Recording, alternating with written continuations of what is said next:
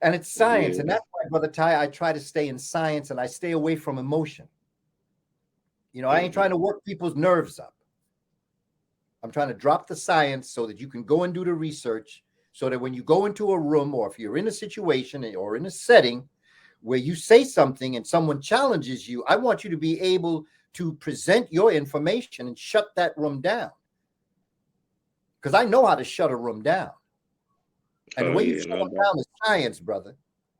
Science. You just drop the science on them. They'll still try to get you emotional. They'll try to pull you in to get emotional. They'll maybe call you a name or say that you're ignorant or something like that. Because when they pull you into the emotion of it and you move away from the science, they've won.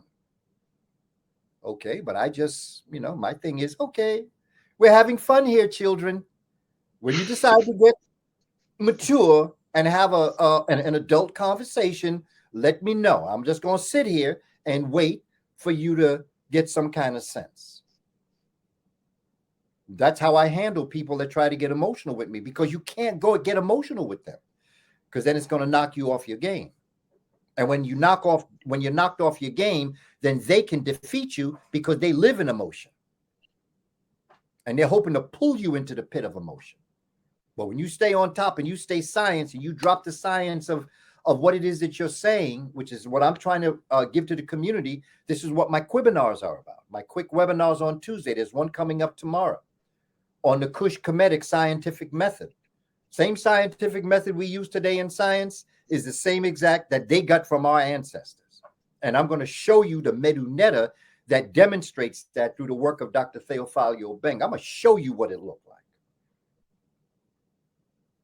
Because I'm tired of Wow. playing with these people, Ty. We have to get serious. I'm watching our children. I've been with them for a while. I have my finger on the pulse of the children, and the children are confused. And they can tend to get emotional, but they really need to learn. Ain't nothing wrong with emotion, but anger is emotion out of control. Passion is emotion in control. So you get angry, everybody Absolutely. gets fluffed up, and everybody's moving every which way. But what have you resolved? Keep it. Get that passion. Feel the passion, but don't get angry. You will never be productive in anger, but you can be productive in passion. Anger destroys, passion builds. Wow, wow. Truly words of wisdom. Words of wisdom. All right. So my next question, and I know the questions they kind of along the same lines, so I know you already broke it down, but I think in the what was it, 2020, we had our vice president. We had Kamala Harris running. And a lot of people was like, is she black? Is she not black? Her mom is from India. India, Indians are some of the darkest people on the planet. So I just wanted to know your perspective on that because some people say, well, they're not black because they have a pointy nose or because their hair is straight. And as close as India is to Africa and the history that they share is not common knowledge. A lot of people not familiar with it, but I just wanted to know your perspective on that. Our ancestor, Runoko Rashidi, visited the community where Kamala Harris's mother came from. They're black. They're black. The texture of your hair in no way relates to who you are as a person.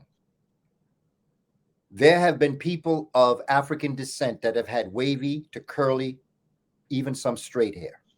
You go to Australia, you'll see it. That has nothing to do with being African. That has to do with the sebum, which is an oily, waxy substance in your hair follicle, and your position to where the sun is. The shape of your nose has nothing to do.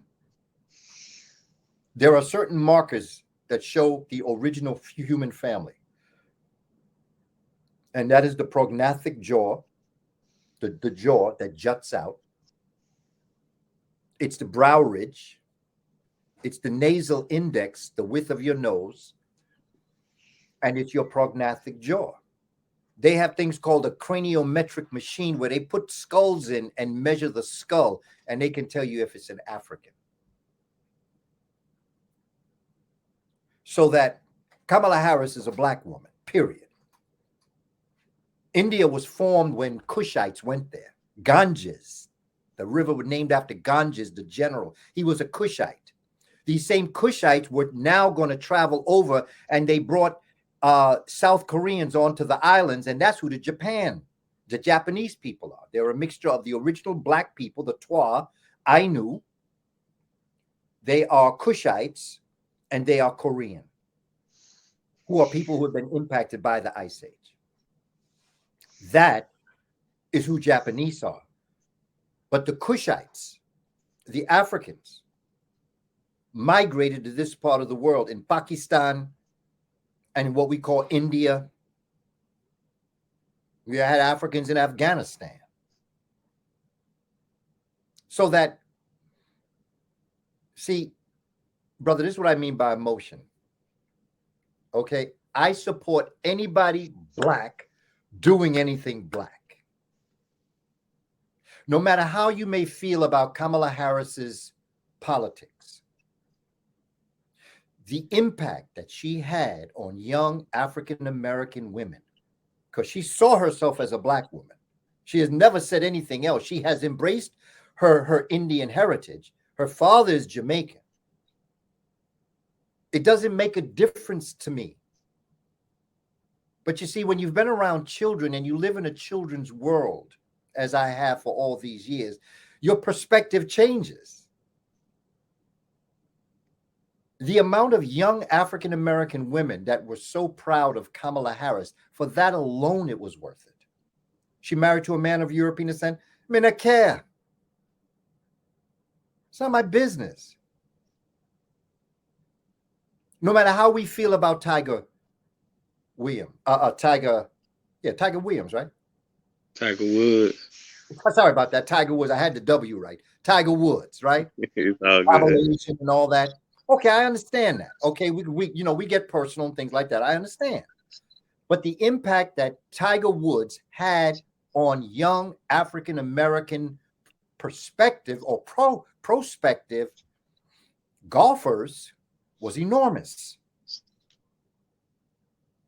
Same thing with the Venus and Serena Williams. The impact that they had on young women like Naomi Osaka, or the next young lady that's into playing tennis.